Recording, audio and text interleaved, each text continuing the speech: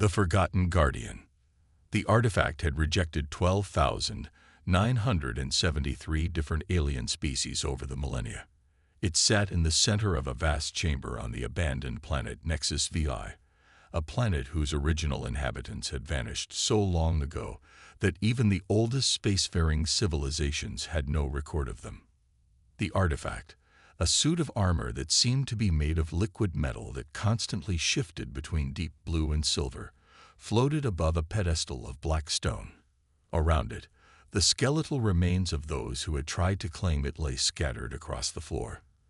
The Grand Council of the Seven Systems had declared the chamber forbidden. Most species respected this decree, having witnessed too many of their kind return as nothing more than ash, or worse, not return at all. The artifact was considered a curse, a trap left by some ancient malevolent force. But every few centuries, someone would try again, driven by ambition or desperation, and the count would increase. Ilara Chen had no intention of approaching the artifact. As the xenorchaeologist of the human exploration vessel Curiosity, she was simply there to study the chamber's intricate wall carvings. Humans were newcomers to the interstellar community, having achieved faster-than-light travel only 27 years earlier. Their arrival had been met with a mixture of curiosity, amusement, and, in some cases, thinly veiled contempt from the older species who had been traversing the stars for thousands of years. "These glyphs appear to be telling a story," Ilara said, her hand tracing the deep marks etched into the chamber wall. Her team, Captain Marcus Wells, Security Officer Diane Kwan, and Engineer Raj Patel, stood nearby, watching her work. Something about a darkness between stars, a threat that consumed worlds. "Cheerful," Diane muttered, her hand resting instinctively on her pulse rifle. "How long do we need to stay in this tomb?" "A few more hours at least," Ilara replied, not looking up from her scanner. "This could help us understand what happened to the civilization that built this place." Marcus nodded, glancing uneasily at the floating armor. "Just stay away from that thing." The Zithari ambassador was very clear about the danger. "No worries there," Ilara chuckled. "I've never been into fashion that kills its wearer." As she moved along the wall, her foot caught on an uneven stone. She stumbled, losing her balance and falling backward. Diane lunged forward to catch her, but it was too late. Ilara's hand brushed against the liquid metal of the armor as she tried to steady herself. The chamber fell silent. The three other humans froze, expecting to see their colleague reduced to ash in an instant. But nothing happened. The armor merely rippled at her touch, like water disturbed by a falling leaf. "I'm okay," Ilara said, quickly pulling her hand away. It didn't. She stopped mid-sentence as the armor suddenly moved, flowing off its pedestal like quicksilver. Before anyone could react, it enveloped her completely, wrapping around her body like a second skin. Ilara gasped, more in surprise than pain, as the metal settled against her, conforming perfectly to her shape. "Ilara," Marcus shouted, drawing his sidearm. "What's happening?" I don't know," she replied, her voice steady despite the circumstances. "It doesn't hurt. It feels warm." The armor had transformed, no longer the intimidating construct it had been moments before. Now it gleamed softly, lines of subtle blue light tracing patterns across its surface. A helmet formed around Ilara's head, but instead of enclosing her face completely, it left it exposed, the metal framing her features like an ornate crown. "Can you get it off?" Raj asked, approaching cautiously. Ilara concentrated, and to her surprise, the armor responded, receding from her hands to expose her skin. I think it's responding to my thoughts." A low hum filled the chamber, and the wall carvings began to glow with the same blue light as the armor. Ancient machinery, dormant for millennia, stirred to life around them. "We need to leave," Marcus decided, already heading for the exit. Now, as they hurried back to their ship, Ilara could feel the armor adjusting to her movements, becoming lighter, almost imperceptible. But more than that, she could feel something else, a presence, not threatening but watchful, curious, as if the armor itself was studying her. The news spread across the 7 systems with unprecedented speed. Humans had only been granted limited access to certain sectors of known space, still proving themselves worthy of full galactic citizenship. Now one of them had done what no other species had managed in recorded history. Within hours of their return to the Curiosity, they were surrounded by ships from a dozen different worlds. The communication system was flooded with messages, demands for information, scientific inquiries, thinly veiled threats. The Zithari High Command demands the immediate surrender of the artifact. Marcus read from the screen, his face grim. The Collective of Mira wishes to establish peaceful dialogue regarding the unprecedented bonding. The Vex Hegemony. He paused, his moving a battle cruiser into position and offering to extract the artifact with minimal damage to your vessel. Minimal damage still means damage, Diane pointed out, already preparing the ship's defensive systems. Ilara sat quietly in the medical bay, allowing Raj to scan the armor. "It's remarkable," he said, studying the readings. "The metal doesn't register as any known element. And it seems to be, I don't know how else to describe it, merging with your cellular structure." "That sounds horrible," Ilara said, but strangely, she wasn't afraid. The presence she had felt earlier was growing stronger, more defined. It wasn't communicating with words, but with impressions, images that flashed through her mind. "There's something coming," she said suddenly, the words escaping her before she fully processed the thought. "Something ancient. Something that hungers." Marcus looked at her sharply. "What are you talking about?" "I don't know," she admitted. "It's like I'm remembering something I never experienced.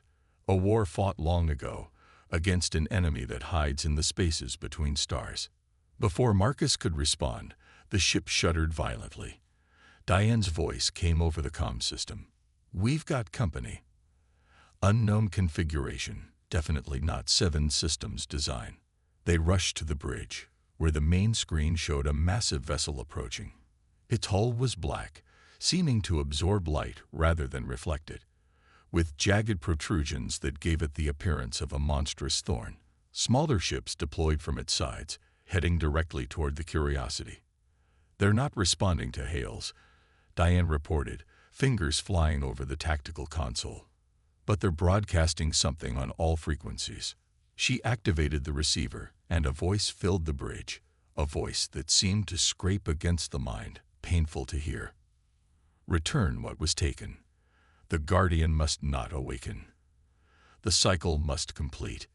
Ilara felt the armor respond to the voice, tightening around her protectively. Images flashed more rapidly through her mind. Planets consumed by darkness, entire civilizations extinguished, a desperate last stand by the beings who had created the armor. "They're not after the armor," she realized aloud. "They're afraid of what it can do." The ship rocked again as the first of the enemy vessels opened fire. Alarms blared throughout the Curiosity. "Hull breach in Section 4, Raj reported. "Sealing emergency bulkheads." "Return fire," Marcus ordered, but Diane shook her head. "Our weapons barely made a dent. These ships aren't like anything in our database." Ilara felt a surge of energy from the armor, a readiness, a purpose. It had been waiting for this moment for millennia. "I need to go outside," she said, the certainty in her voice surprising even her. "Outside. Into space." Marcus stared at her. "That's suicide, Ilara. The armor will protect me," she insisted. "It wants to fight them. That's what it was made for." Before anyone could stop her, she was moving toward the airlock, the armor shifting and sealing completely around her, the helmet now enclosing her face entirely. A display appeared before her eyes, symbols she shouldn't understand but somehow did. "Ilara, stop." Marcus called after her, but she was already cycling the airlock. The vacuum of space embraced her, but she felt no cold, no pressure, not even the need to breathe. The armor had created its own environment, its own atmosphere. She turned to face the approaching enemy ships, feeling a surge of power building within the suit. Without conscious thought, she raised her hand, and a beam of intense blue energy erupted from her palm, slicing through the nearest enemy vessel like it was made of paper. The ship exploded silently in the vacuum, debris scattering in all directions. The other ships paused in their approach as if surprised. Then they changed course, all converging on her position. Ilara should have been terrified, but instead felt a strange calm. The armor knew what to do. It had done this before. As the enemy closed in, the armor propelled her forward with impossible speed. She moved between the ships, energy flowing from her hands, her feet, even the surface of the armor itself. Each blast connected with unerring accuracy, each movement precisely calculated to avoid return fire. Within minutes, the smaller ships were reduced to drifting debris. The larger vessel began to withdraw, accelerating away from the battle. Ilara could have pursued it. Part of her, the part influenced by the armor, wanted to. But she turned back to the Curiosity instead, guiding herself to the airlock and cycling back inside. When the helmet receded, she found her teammates staring at her in shock. "How did you?" Raj began, unable to complete the question. "It wasn't me," Ilara said softly. "It was the Guardian." "The Guardian?" Marcus repeated. "That's what it calls itself, or what they called it. The beings who made it." She looked down at her hands, now covered in seamless liquid metal. "They created it to fight the Void Eaters." "The what?" Diane asked. "An ancient enemy. They don't consume worlds for resources or territory. They feed on consciousness itself, on thought, on memory." Ilara's voice grew distant, as if reciting something remembered from a dream. "They were sealed away, imprisoned between dimensions, but the seal is weakening. They're returning." Marcus exchanged concerned glances with the others. "And this armor, this Guardian, it chose you. Why?" Ilara shook her head. "I don't know yet, but it's been waiting for something specific, some quality that none of the other species possessed." As if in response to her words, the ship's sensors began to chime urgently. On the main screen, dozens of new signatures appeared, approaching from multiple vectors. "More of those ships?" Diane asked, returning to her station. "No," Raj replied, studying the readings. "These are 7 systems vessels. A lot of them." He looked up, his expression grim. "I think everyone wants a piece of what Ilara just did." Ilara felt the Guardian's awareness shift, assessing the new arrivals, not as threats, not yet, but as potential complications. "We need to leave," she said. "The Guardian is showing me coordinates. Somewhere we need to go. The 7 Systems Council has ordered us to return to the nearest hub station," Marcus reminded her. "After what just happened, they'll have questions. And they'll want the armor," Diane added. Ilara nodded slowly. "I know. But what's coming is bigger than council politics. That ship we fought, it was just a scout. There are more, many more, and they're waking up all across the galaxy." She met Marcus's gaze directly. "The Guardian chose me for a reason. I need to find out why, and what I'm supposed to do with it." Marcus looked at her for a long moment, then turned to Raj. "Plot a course for those coordinates. Diane, prepare to execute emergency jump protocols." "The Council won't like this," Diane warned, even as she began the preparations. "They'll like what's coming even less," Ilara replied. As if confirming her words, the armor pulsed once with blue light, sending a ripple across its surface. The Curiosity broke formation, accelerating away from the gathering fleet of 7 systems vessels. As they prepared to jump to faster-than-light speed, Ilara felt the Guardian's approval. And something else, a sense of anticipation, of purpose long delayed finally being fulfilled. Whatever was coming, whatever role she was meant to play, at least she wouldn't face it alone. The Guardian had chosen her, and through its ancient memories, she was beginning to understand why. The answer lay not in human technology or physical strength, but in something far more fundamental to her species, something the Guardian had been searching for all along. Understanding the darkness. The curiosity emerged from faster-than-light travel at the edge of an unmapped system. A single yellow star burned at its center, surrounded by 7 planets. The Guardian had directed them to the 4th world, a small blue-green sphere that looked remarkably Earth-like. Life signs, Marcus asked, studying the planet on the main view screen. Raj checked the sensors. Abundant plant life, some animal species, but no signs of civilization or intelligent life. He looked up, frowning. It's almost too perfect, like Earth without humans. The atmosphere is breathable, Diane added. Gravity is 0.9 standard. It's like someone terraformed it, and then left. Ilara stood silently at the viewport, the armor shifting subtly across her skin like ripples on water. Over the past 3 days of their journey, she had learned to interpret more of the impressions and images the Guardian shared with her. They weren't just random memories. They were history, context, purpose. This was their sanctuary, she said quietly.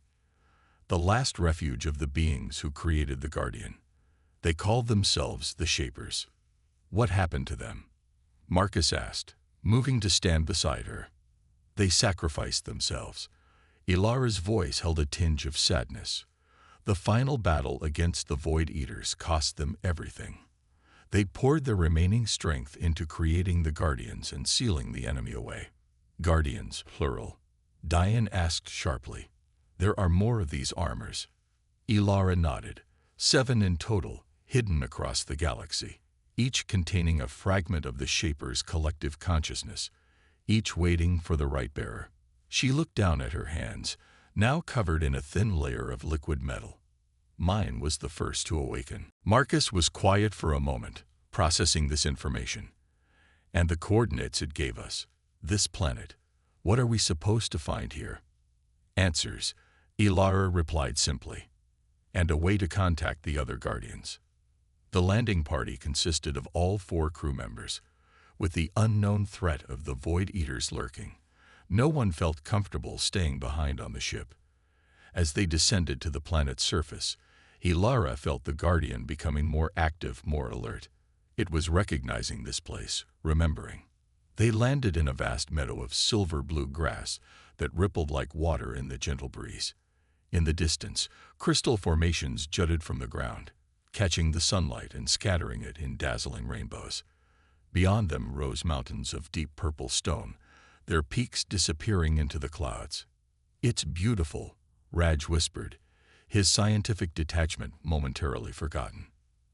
As soon as Ilara stepped onto the planet's surface, the armor reacted. Lines of blue light flowed across its surface more rapidly, and she felt a pull, an urgency directing her toward a specific crystal formation larger than the others. This way, she said, already moving with purpose.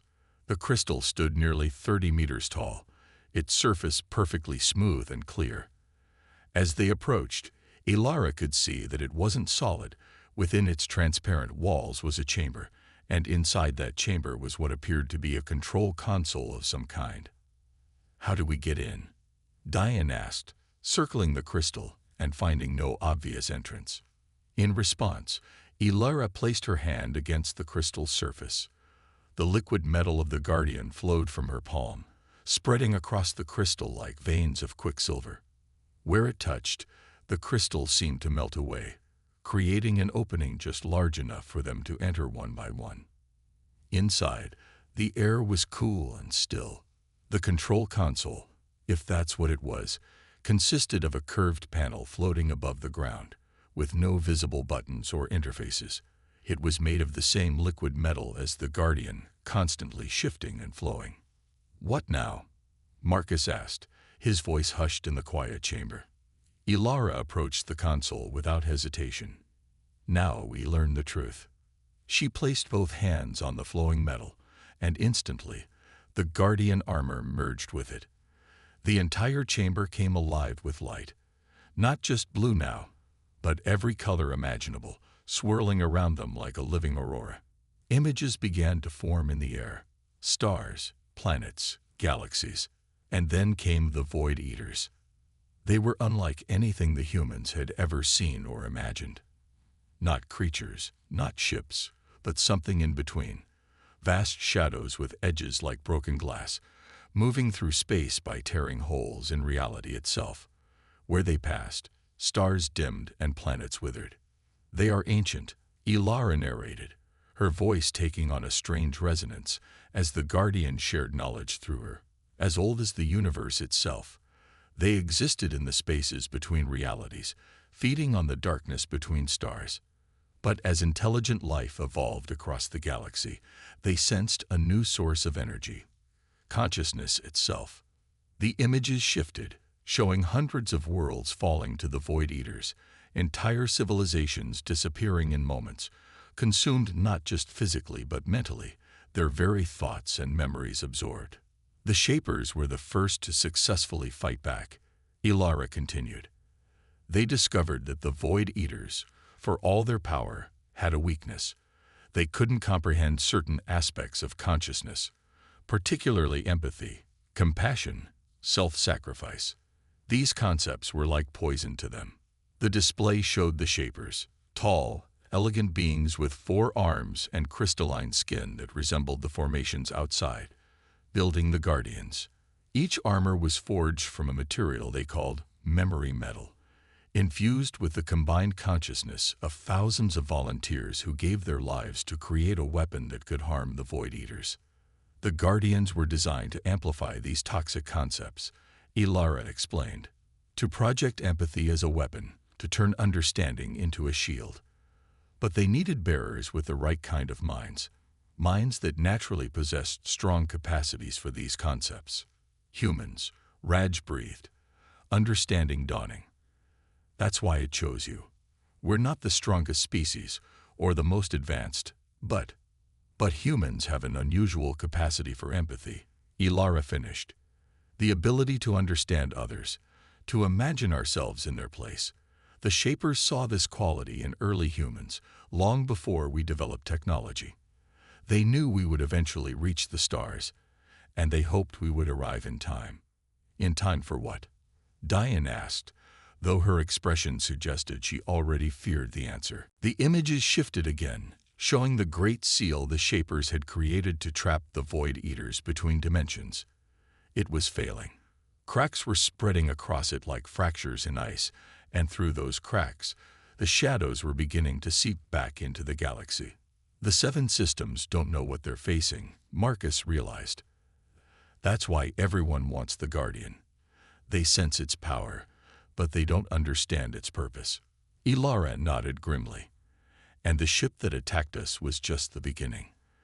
The servants of the Void Eaters, beings that were corrupted long ago, whose minds were twisted to serve.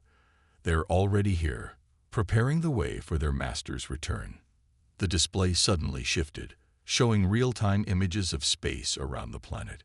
Several ships had appeared in orbit, the same black, thorn-like vessels that had attacked the Curiosity, but more of them. Much more. "They followed us," Diane said, already drawing her weapon. Though what good it would do against such a force, she couldn't say. "No," Ilara corrected. "They were always coming here. This place is important to them. It's where the Shapers made their last stand." As if confirming her words, the ships began to descend toward the planet's surface, dozens of them heading directly for the crystal formation. "We need to get back to the ship," Marcus decided, but Ilara shook her head. "We'd never make it in time." She turned back to the console, her hand still merged with its surface. "There's another way. The Guardian is showing me." The crystal chamber hummed with increasing energy, the colors swirling faster around them. Outside, they could see the enemy ships growing larger as they approached, weapons already deploying. "What are you doing?" Raj asked, watching as the Guardian armor flowed more completely over Ilara, until only her face remained exposed. "Calling for help," she replied, her eyes now glowing with the same blue light as the armor. "The other Guardians. They need to be awakened." The console beneath her hands began to pulse, sending waves of energy outward through the crystal, up into the atmosphere, then into space, spreading in all directions like ripples in a cosmic pond. The first of the enemy ships had nearly reached them when the crystal began to resonate, vibrating with increasing intensity. The humans braced themselves, unsure what was happening, but Ilara remained still, focused on the task the Guardian had set for her. "Ilara, whatever you're doing, do it faster," Diane shouted, as the lead enemy ship opened fire. The energy blast struck the crystal, but instead of shattering it, the attack was absorbed, the energy redirected into the growing pulse. "Almost there," Ilara whispered, though it wasn't clear if she was speaking to her companions or to the Guardian itself. The enemy ships surrounded the crystal now, their weapons charging for a coordinated strike that would surely destroy it. But just as they fired, the pulse from the console reached its peak. A wave of blue-white energy erupted outward, passing through the crystal as if it weren't there, expanding in a perfect sphere that engulfed the enemy ships. Where the energy touched them, the ships began to disintegrate, not exploding, but simply coming apart, the material they were made of losing cohesion at a molecular level. Within seconds, there was nothing left of them but drifting particles. The wave continued outward, into space, beyond the planet, beyond the system. Ilara finally removed her hands from the console, her eyes returning to normal as she turned to face her stunned companions. "What did you just do?" Marcus asked, his voice barely above a whisper. "I activated the beacon," she explained. "The Shapers built it as a last resort, a way to call all Guardians to action simultaneously. The wave is carrying a message to the other 6 armors, wherever they are in the galaxy. It's telling them to find their bearers." "Other humans," Raj realized. Ilara nodded.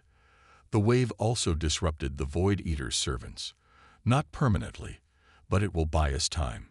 She looked down at the Guardian armor, which had settled back into its more relaxed state, the blue lines pulsing steadily. "We need to return to Earth. That's where the others will go when they awaken. The 7 Systems Council will be looking for us," Diane pointed out. "We're probably branded as fugitives by now." "Then we'll have to be careful," Marcus decided. But Ilara's right. If this threat is as serious as what we just saw, Earth needs to be warned. And if there are 6 more humans out there about to receive Guardians of their own, they'll need guidance. As they made their way back to the ship, Ilara felt a new sensation from the Guardian. Not just approval or purpose, but something closer to hope. It had been waiting for millennia, patient beyond human comprehension. For this moment, "There's something I don't understand," Raj said as they prepared for takeoff. "Why would the Void Eaters fear empathy? What makes that quality so dangerous to them?" Ilara considered the question, feeling the Guardian's response forming in her mind. "Because they can't consume what they can't comprehend," she said finally. "Their power comes from absorbing consciousness, breaking it down and feeding on it. But empathy connects minds without consuming them. It's the one thing they can never possess or understand." "So the Guardians are weapons that use empathy as ammunition?" Diane asked skeptically. "Not exactly," Ilara replied. "They amplify what's already there. The armor I'm wearing doesn't give me the ability to care about others. It takes that ability and turns it into a force that can harm the Void Eaters." As the Curiosity lifted off, leaving the crystal sanctuary behind, Marcus studied the star chart, plotting their course back to Earth. "It's going to be a long journey," he warned, "and we'll have to avoid 7 Systems territory as much as possible." Ilara nodded, gazing out at the stars. Somewhere out there, 6 more Guardians were awakening, reaching out to find their human partners. Somewhere, the Void Eaters were pushing against the weakening seal, sensing the activation of their ancient enemies. And here, in this small ship carrying 4 humans from a planet most of the galaxy still considered primitive, the first Guardian had already made its choice. Not because humans were the strongest or the smartest or the most advanced, but because they could do something many older species had forgotten how to do. They could look at the darkness and ask why it cried. The Guardian showed her one final image, a vast shadow, larger than worlds, with something like pain at its core, a hunger born of emptiness, a rage born of isolation. The Void Eaters had never known connection, never understood what it meant to be part of something greater than themselves. Their hunger was infinite because what they sought, true consciousness, true being, could never be taken, only shared. "We don't just have to fight them," Ilara whispered, a new understanding dawning within her. "We have to understand them." As the Curiosity jumped to faster-than-light speed, heading home to a planet that had no idea what was coming, Ilara felt the weight of the knowledge the Guardian had shared. The war ahead would not be won with weapons alone, but with that uniquely human ability to see beneath the surface, to recognize pain even in an enemy, to ask the question no other species had thought to ask. Why is the monster crying? And perhaps in finding that answer, humanity would discover its true place among the stars.